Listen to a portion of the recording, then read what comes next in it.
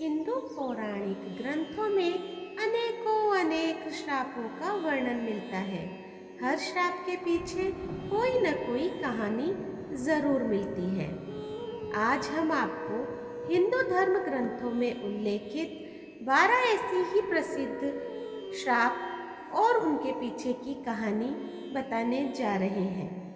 Number 1, Yudhishthir का स्त्री जाति को श्राप।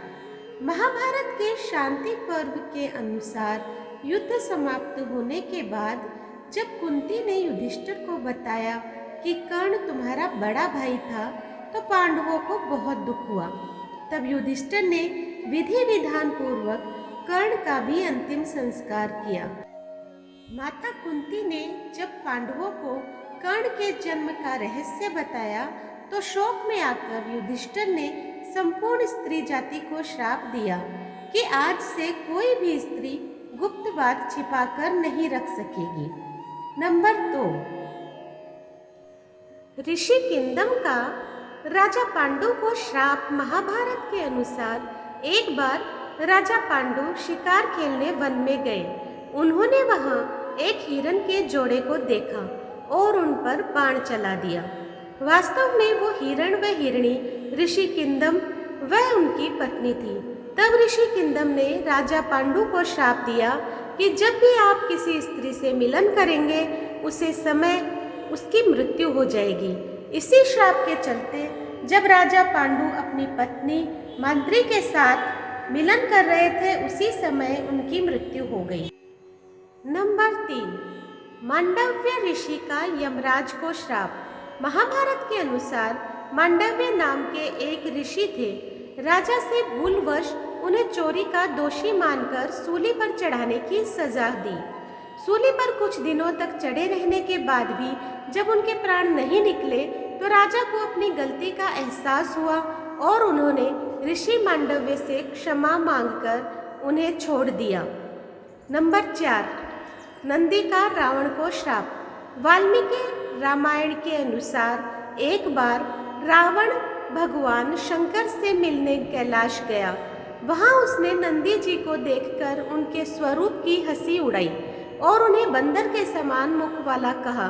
तब नंदी जी ने रावण को श्राप दिया कि बंदरों के कारण ही तेरा सर्वनाश होगा।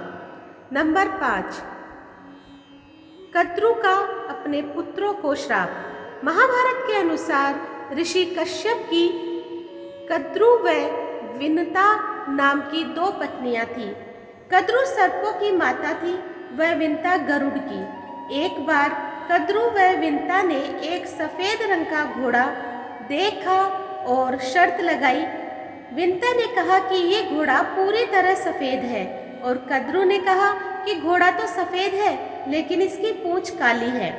कद्रु ने अपनी बात को सही साबित करने के लिए अपने सर्प पुत्रों से कहा कि तुम सभी सूक्ष्म रूप में जाकर घोड़े की पूंछ से चिपक जाओ, जिससे उसकी पूंछ काली दिखाई दे और मैं शर्त जीत जाऊं। कुछ सर्पों ने कद्रु की बात नहीं मानी। तब कद्रु ने अपने उन पुत्रों को श्राप दिया कि तुम सभी जन्मजय के सर्प यज्ञ में भस्म हो जाओगे। नंबर 6, उर्वशी का अर्जुन को श्राप। महाभारत के युद्ध से पहले जब अर्जुन दिव्यास्त्र प्राप्त करने स्वर्ग गए, तो वहां उर्वशी नाम की अप्सरा उन पर मोहित हो गई। यह देख अर्जुन ने उन्हें अपनी माता के समान बताया। यह सुनकर क्रोधित उर्वशी ने अर्जुन को श्राप दिया कि तुम नपुंसक की भांति बात कर रहे हो, इसलिए तुम नपुंसक हो जाओगे। तुम्हें स्त्रियों में नर्तक बनकर रहना पड़ेगा। यह बात जब अर्जुन ने देवराज इंद्र को बताई, तो उन्होंने कहा कि अज्ञातवास के दौरान यह श्राप तुम्हारी मदद करेगा और तुम्हें कोई पहचान नहीं पाएगा। नंबर 7, तुलसी का भगवान विष्णु को श्राप। शिव पुराण के अनुसार शंखचूड़ नाम का एक राक्षस था। उसकी पत्नी का नाम तुलसी था। तुलसी पतिव्रता थी, जिसके कारण देवता भी शंखचूड़ का वध करने में असमर्थ थे। देवताओं के उद्धार के लिए भगवान विष्णु ने शंखचूड़ का रूप लेकर तुलसी का शील भंग कर दिया। तब भगवान शंकर ने शंखचूड़ का वध कर दिया। यह बात जब तुलसी को पता चली, तो उसने भगवान विष्णु को पत्थर हो जाने का श्राप दिया।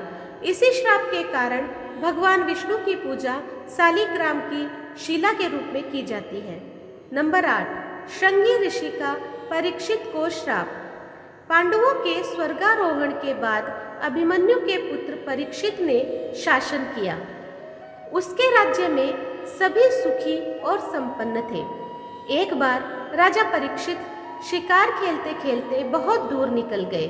तब उन्हें वहाँ शमीक नाम के ऋषि दिखाई दिए, जो मौन अवस्था में थे। राजा परीक्षित ने उनसे बात करनी चाहिए, लेकिन ध्यान में होने के कारण ऋषि ने कोई बात नहीं की और कोई जवाब भी नहीं दिया। ये देखकर परीक्षित बहुत क्रोधित हुए और उन्होंने एक मरा हुआ सांप उठाकर ऋषि के गले में डाल दिया।